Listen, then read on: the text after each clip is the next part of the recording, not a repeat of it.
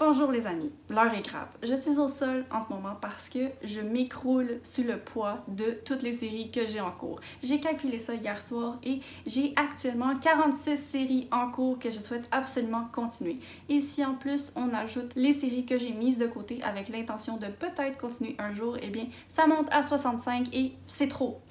C'est inconcevable que je continue plus longtemps comme ça. Alors j'ai décidé de me lancer un petit défi, d'essayer de lire le plus de derniers tomes possible de séries pour en terminer le plus.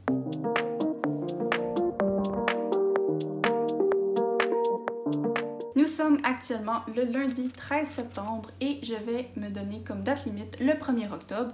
Je ne sais pas combien de séries je vais finir par finir, mais mon minimum espéré est 3. Donc j'ai concocté une liste de 7 séries que je suis en mesure de terminer en ne lisant qu'un seul livre et je ne vais pas choisir aucun ordre de lecture à l'avance, je vais y aller au feeling. Donc ma première option de lecture est Legend de Marilou. C'est une trilogie dont j'avais beaucoup aimé le premier tome et dont j'avais été déçue par le deuxième, alors je suis bien curieuse de voir si mon appréciation globale de la série sera positive ou négative avec le dernier tome. Ah, et en passant, toutes les séries de cette vidéo seront jeunes adultes parce que ça fait vraiment longtemps que j'ai pas lu du YA et je pense que ça va me faire du bien de m'y remettre. Donc pour ce qui est de ma deuxième option de lecture, ce sera une autre trilogie et c'est la fameuse série La Faucheuse de Neil Shusterman. Cette fois-ci, j'avais beaucoup aimé le premier livre, j'avais bien aimé le deuxième et j'ai bon espoir d'aimer le troisième, sauf que j'ai quand même vu beaucoup de gens dire qu'il était très ennuyant et beaucoup trop gros, donc je suis un peu appréhensive à ce niveau-là,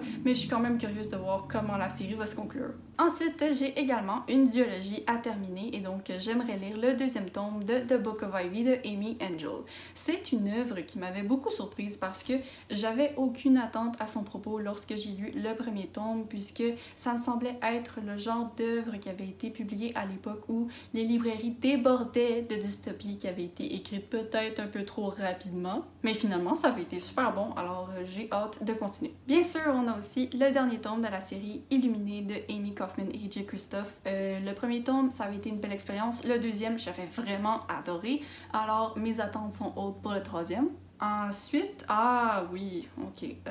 J'ai le troisième tome de L'été où je suis devenue jolie de Jenny Han. Ce sont des livres qui se lisent très rapidement. Je suis pas mal sûre que je vais réussir à le lire pendant ce vlog, mais sinon, la prochaine série, c'est un gros morceau. Si je réussis à la lire, je vais être très fière de moi. Il s'agit du quatrième et dernier tome de la série Une braise sous la cendre de Sabaa Tahir. J'avais aimé les deux premiers, le troisième avait été un petit peu décevant et j'ai entendu d'autres personnes qui avaient été déçues à propos du quatrième, donc j'espère que j'en ferai pas partie, mais il faut que je termine cette série. C'était vraiment quelque chose de qualité, j'aime l'écriture de l'autrice, j'aime les personnages, donc il faut que je le termine. C'est le temps de le faire. Et donc ma dernière option, il s'agit d'une autre série de Neil Shusterman, mais qui est vraiment moins connue sur BookTube, et il s'agit de la trilogie de l'Éternéant. C'est une série vraiment plus jeune que ses autres, je pense que c'est même du middle grade, mais j'avais vraiment été impressionnée par la qualité du monde et des personnages qu'il avait écrits. Le deuxième tome était excellent et donc j'ai très hâte de voir où est-ce que ça va s'en aller dans le troisième parce que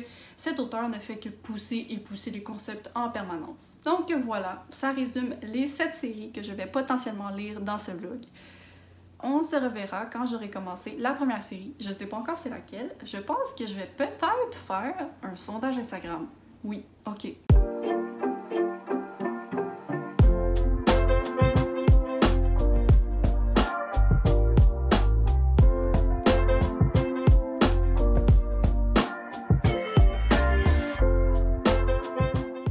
Allô, nous sommes le lendemain et le sondage Instagram a décidé que j'allais commencer ce vlog en lisant du Jenny Han. Donc ce matin, j'ai commencé le dernier tome de L'été où je suis devenue jolie et mon intention était de venir vous en parler une fois que j'étais peut-être à la moitié ou à la fin. Sauf que là, je suis à 20% et il faut que je vous en parle. Je viens de lire la scène la plus folle de la série pour l'instant.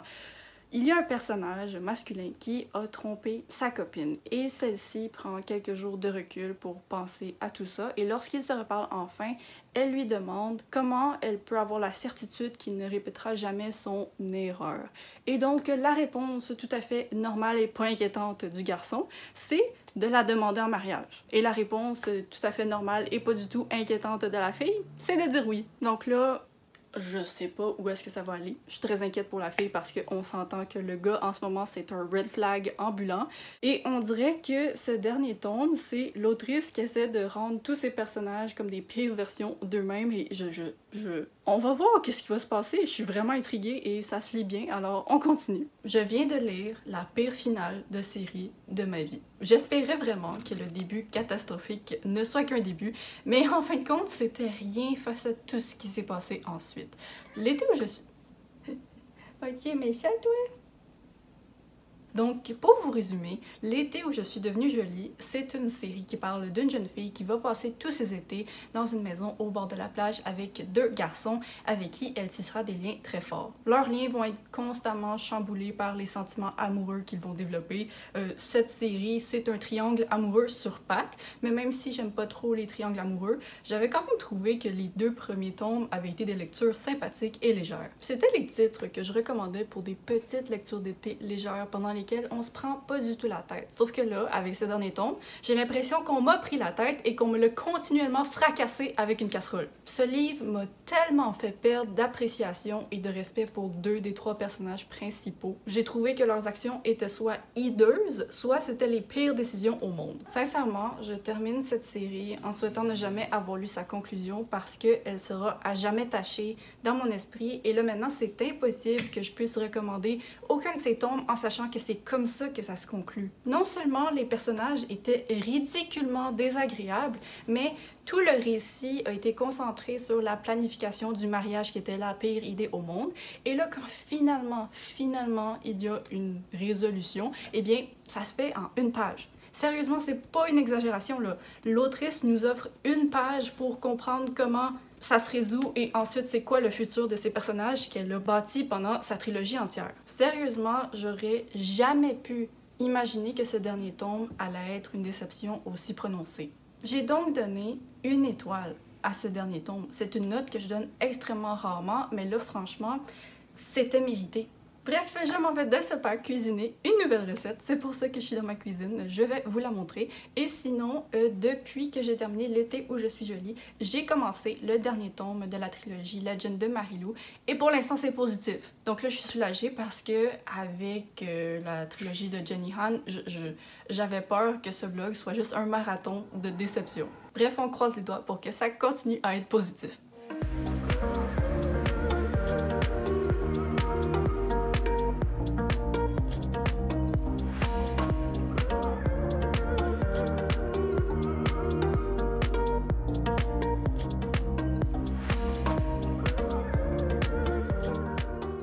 Allô, hier soir, j'ai terminé le dernier tome de la trilogie Legend de Marilou et j'ai quand même une bonne nouvelle. Considérant la taille de la déception que j'avais ressentie envers le 2e tome, eh bien, le 3e a été positif. Ça n'a pas été un coup de cœur, mais j'ai été très contente de conclure la série, de retrouver les personnages et je pense qu'au final, j'en ressors avec une expérience plus positive que si j'avais abandonné avec le 2e livre, comme j'aurais souhaité le faire pour L'été où je suis devenue jolie. Donc Legend, c'est une histoire qui se déroule dans un futur dystopique aux États-Unis où il y a une classe de la population qui est très riche et une autre qui est très pauvre et on va suivre un personnage de chaque camp. Franchement, les personnages dans cette série, pour moi, c'est ce qui a été le coup de cœur. J'ai tellement été contente de les retrouver dans le 3e tome et je m'étais pas rendu compte à quel point j'avais oublié à quel point je les aimais. La raison pour laquelle je n'avais pas aimé le 2e tome, il y en avait plusieurs, mais c'est aussi parce que ça s'était terminé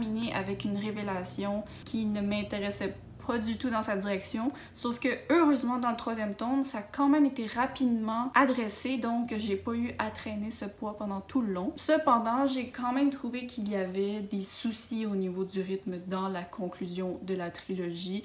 La plupart du roman est passé en attendant qu'un personnage prenne une décision. Donc, le récit, en gros, c'est juste des gens qui essaient de trouver des solutions parce qu'il y a quelqu'un qui veut pas faire quelque chose, mais toi, en tant que lecteur, tu sais que le gars va accepter de faire la chose éventuellement, donc c'est juste l'attente de cette décision-là, et c'était pas ultra excitant à ce niveau-là, mais j'étais tellement contente de retrouver le monde et les personnages que ça m'a pas dérangé tant que ça. La finale, ça va faire pleurer beaucoup de gens. Moi, Pas sûre que je suis contente de comment ça s'est terminé au niveau de la relation. Je sais que c'était triste, mais après ça c'était heureux, puis moi j'aurais aimé ça quelque chose qui reste triste. Bref, franchement, je suis satisfaite, je suis contente d'avoir conclu cette série, contrairement à l'été où je suis devenue jolie, dont j'aurais souhaité ne jamais lire le dernier tome.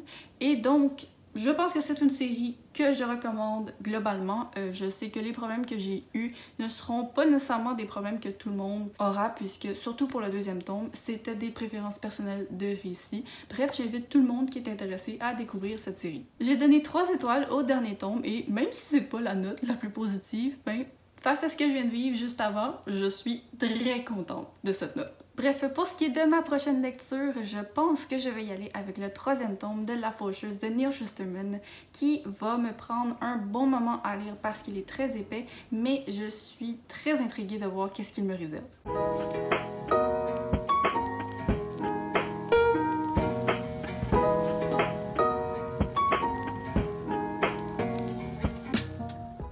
Depuis la dernière fois que je vous ai parlé, j'ai terminé 2 séries. C'est pas parce que j'ai lu très vite, c'est parce que j'ai énormément procrastiné l'update de ce vlog. Mais bon, comme prévu, j'ai terminé la trilogie La Faucheuse de Neal Shusterman et je suis vraiment contente de l'avoir fait. Pour vous résumer brièvement, ce monde, c'est une histoire de science-fiction qui se déroule dans un futur où la mort n'existe plus. On ne peut plus mourir de maladies, de causes naturelles, d'accidents ou de meurtres. Donc pour contrer cette croissance exponentielle de l'humanité, il y a des faucheurs qui sont sélectionnés pour éliminer aléatoirement des gens dans la population pour faire en sorte que la Terre n'explose pas sur une quantité absurde d'humains. C'est un concept vraiment intéressant et Neal Shusterman avait une tonne d'idées sur comment l'exploiter. Et justement, c'est quelque chose qui se voit très fortement dans le dernier tome parce qu'on dirait que c'est le moment où l'auteur a réalisé qu'après celui-ci, eh bien, il n'aurait plus l'opportunité d'explorer toutes ces pistes. Et donc, il les a toutes explorées dans ce dernier tome. Ça fait en sorte qu'il est très gros,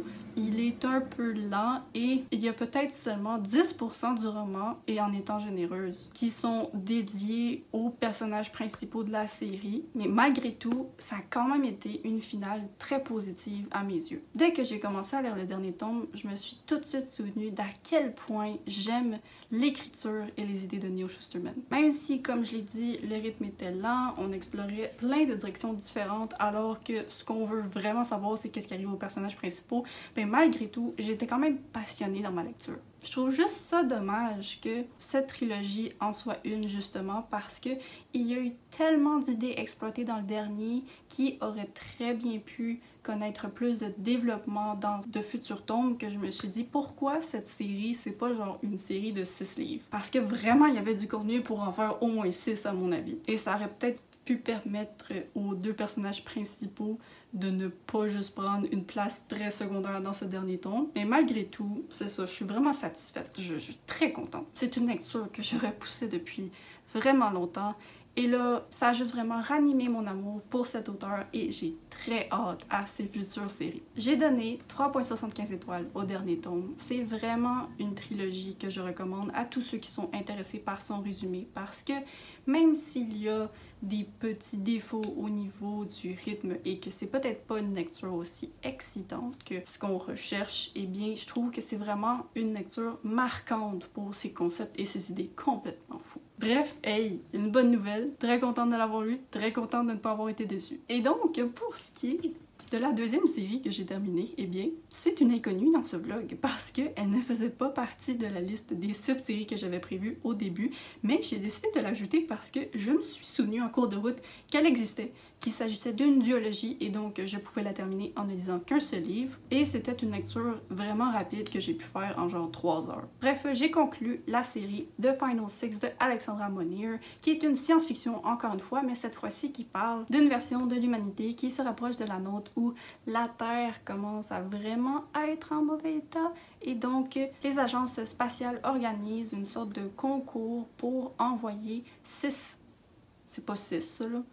jeunes dans l'espace pour aller sur une lune de Jupiter pour essayer de voir s'il y aurait une chance que l'humanité puisse survivre dessus. Les organisateurs de la mission gardent plein de secrets au niveau de la mission et de la destination, donc c'est ça. J'avais beaucoup aimé le premier tome. Moi, n'importe quel livre qui parle de gens qui s'entraînent pour devenir des astronautes, je suis vendue. Le deuxième livre se déroule pas mal juste dans l'espace et je sais qu'il y a des gens qui ont été un petit peu déçus parce que c'était l'entraînement du premier livre qui les avait vraiment intéressés et là, ils ont perdu tout intérêt dans le deuxième. Je ne dirais pas que j'ai perdu tout intérêt personnellement parce que les livres qui se déroulent dans l'espace, ben, c'est quelque chose qui m'intéresse beaucoup aussi. Mais pour que ça m'intéresse, il faut que ce soit fait d'une manière un peu moins banale. Je sais pas, j'ai trouvé que c'était quand même assez prévisible pendant une grande partie du roman et heureusement, vers la fin, c'est là que l'autrice a introduit des concepts un petit peu fous. Puis là, j'étais bien contente, mais après ça, j'étais plus contente parce que c'était la fin du roman. Et d'ailleurs, quand j'ai terminé le roman, j'ai dû aller vérifier en ligne que c'était bien une duologie parce que ça se termine tellement comme un livre qu'il y a un autre livre qui vient après. Selon les commentaires, je suis pas la seule à le ressentir de cette façon. Je ne comprends pas pourquoi ça s'arrête là, mais en même temps, je suis contente parce que je sais pas si j'aurais été assez intéressée pour en lire un troisième. Mais là, comme ça, 2, ça me suffit. Bref, c'est une bonne petite série. Je pense que pour des gens qui ne sont pas très familiers avec l'espace et l'exploration, blablabla, c'est très accessible. Moi, ça manquait un petit peu de piquant, mais c'était bien correct. Fait que j'ai donné 3 étoiles. Donc voilà, ce sont les 2 séries que j'ai terminées en votre absence. Pas que vous étiez là pendant que j'ai terminé les autres séries, là, mais vous me comprenez. Et là, ma prochaine lecture, que j'ai déjà un petit peu commencé, c'est le 3e tome de Illuminé de Amy Kaufman et Jay Kristoff. Très contente. Je l'ai acheté. Ça va faire bizarre sur mes étagères d'avoir juste le 3e tome alors que j'ai lu les 2 premiers à la bibliothèque, mais peut-être que je vais les trouver un jour en usagé. Bref, je continue ça et on se reparle quand je l'aurai terminé. C'est la dernière update de ce vlog. Nous sommes le 29 septembre 2021. J'ai terminé Obsidio de Amy Kaufman et Jay Kristoff et je pense que je peux dire que ce vlog est un défi accompli. J'ai quand même terminé 5 séries! 5! Et en plus, avant de commencer le vlog, eh bien ce mois-ci, j'avais lu le dernier tome de la série Le Prince Cruel de Holly Black et donc ça fait 6 séries complétées ce mois-ci. Si jamais vu, on va revoir ça, peut-être qu'on va le refaire. En tout cas, aujourd'hui, je sais pas si vous pouvez le voir, mais je ne suis pas au top de ma santé. Alors je vais faire une petite update rapide pour vous parler de mon avis sur Obsidio. Donc cette série, c'est encore une fois de la science-fiction, ça se passe dans des vaisseaux, dans l'espace. Le livre est écrit de manière très, je dirais pas interactive, parce que toi tu peux pas interagir avec. Mais je veux dire, c'est un format original. Et quand j'avais lu le premier tome, ce format, j'avais mis un petit peu de temps à m'y habituer. Mais là, je suis vraiment complètement OK avec ça. Et ça donne vraiment en résultat des livres qui se dévorent. Donc, dans ce dernier tome, comme dans tous les livres, la tension est haute, les personnages sont en danger, il y a bien des affaires qui se passent. Puis, j'aime ça, mais je sais pas si je serais capable de vous décrire exactement c'est quoi, mot pour mot, qui s'est passé. Des fois, il y a tellement de choses que c'est juste comme une confusion agréable et divertissante. J'ai été contente que le livre mélange pas mal tous les personnages de la série. Ils en ont introduit 2 autres et je les ai bien aimés. C'est juste dommage qu'on n'ait pas plus de temps pour apprendre à les connaître. Mais bon, c'était une bonne lecture. Je m'attendais à peut-être plus explosif parce que la fin du 2e livre m'avait vraiment impressionnée. C'était pas à la hauteur, mais c'était pas une déception non plus. C'est vraiment l'expérience de lecture que je désirais avec cette série. Bref, 4 étoiles, je recommande. Et donc, c'est ce qui conclut ce vlog. Vraiment, j'ai pas grand chose de plus à dire. Je suis tellement contente d'avoir réussi. Mon objectif au début, je l'avais dit, c'était 3 séries et là, je suis à 5. Bravo, bravo. J'aimerais être en meilleure santé pour célébrer cet accomplissement. On peut pas tout avoir dans la vie. Bref, je vous remercie d'avoir regardé ce vlog. S'il vous plaît, dites-moi dans un commentaire si c'est le genre de contenu que vous aimeriez voir peut-être plus sur ma chaîne ou moins. Je vais pas être offusquée. On se revoit la semaine prochaine avec une nouvelle vidéo. Je pense que ce sera mon update lecture de septembre. Alors, bye bye!